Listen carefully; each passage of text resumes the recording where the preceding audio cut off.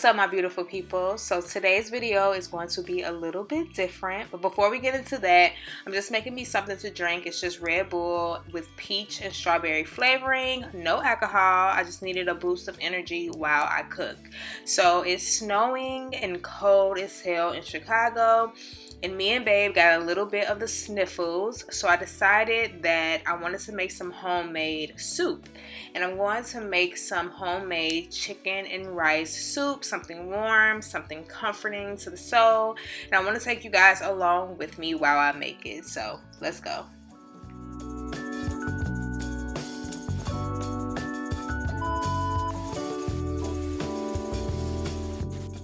What I love about making this soup is it takes very little ingredients and it's easy to make.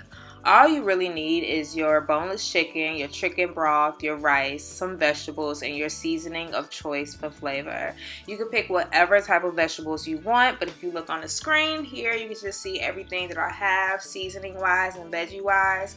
I even like to add a little bit of broccoli to mine because I just love broccoli, but you can see I got broccoli, carrots, celery, onions, a little bit of lime.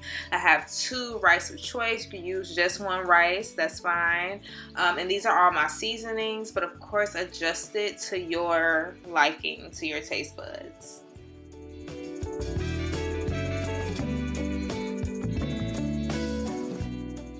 So now it's time to clean and season our chicken. I like to clean my chicken with a little bit of apple cider vinegar, lemon, and water.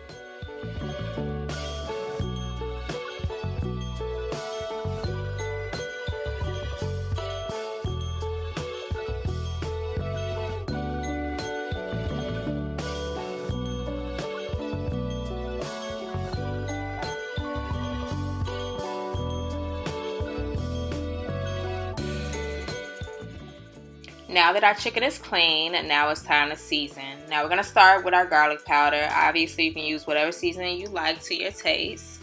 I'm going to go in with some onion powder as well. I love a good onion powder. We're also going to go in with some paprika. I like paprika. I don't think paprika is just for color. It has its own little flair. You know, I love a good paprika in my food. I don't know, I could taste it. But anyway, cayenne pepper for a little bit of spice. I want my soup to get that spicy kick in there. We got a little bit of thyme. I usually would use fresh thyme, but I didn't have any on me. And we got some pepper. My mom actually bought me a new pepper shaker, the one electric, because doing this for freaking hours is dead, okay?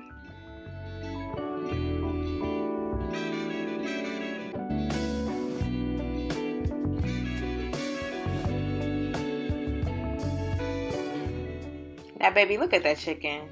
Nice and coated with flavor and love, okay?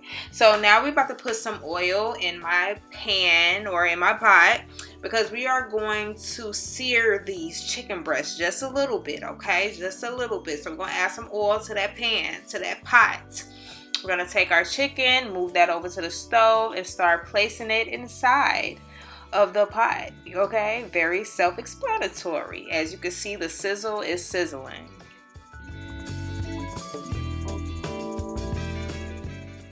Just a little tip, I don't let my chicken cook fully on the stove. I let it cook for about 80% of the way, and then I usually take it off, chop the chicken up, and let it boil the rest of the way. That way I'm still left with some juicy, tender, flavorful chicken and not no dry chicken.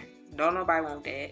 Now, while my chicken is doing what it's doing, I'm about to cut up my veggies. Now, like I said before, you can use whatever vegetables you want. You can adjust this meal to your palate.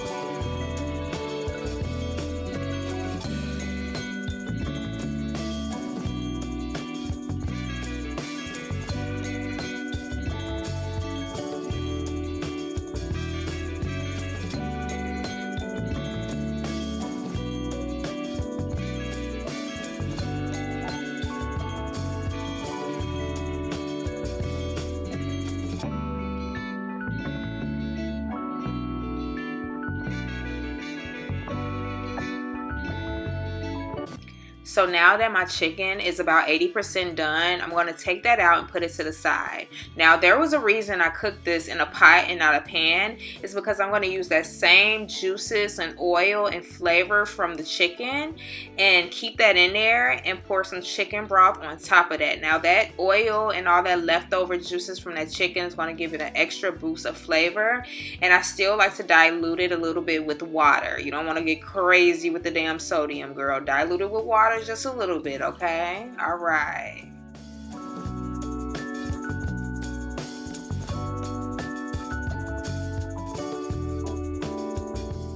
So now, while my broth is on the stove, warming up, heating up, I'm going to take my chicken and cut it into like fine, shredded up type of pieces.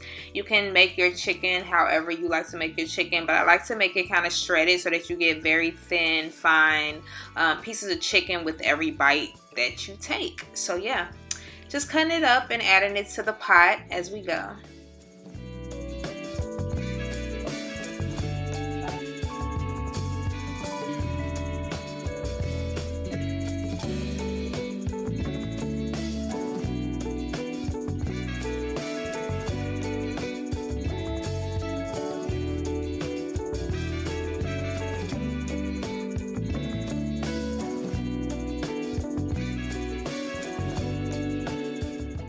I'm not sure if I showed it, but I did add my vegetables to my pot already. So it's the vegetables in there, the seasoning, and the chicken is in there, and it's creating this nice flavor in the broth right now. So as that's doing that, I'm about to start cleaning up a little bit. I like to clean as I go. I hate a mess while I'm cooking, and I hate to see a mess after I'm done eating. So the best thing to do is, if you can, put up things as you cook, wash dishes as you go, wipe off the counter as you go, because it will be super, super helpful in the end.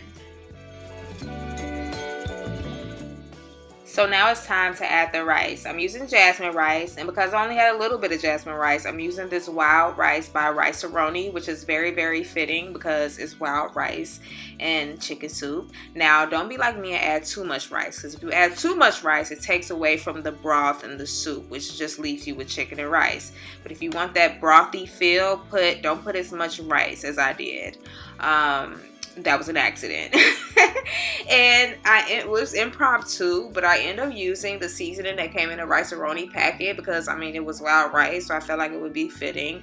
And it ended up turning out really, really good. So again, you can use whatever rice you want. And look at that. As you can see, it's still a lot of fucking rice, but I still got that broth that I wanted. But if you want more broth and more soupiness, add less rice, of course.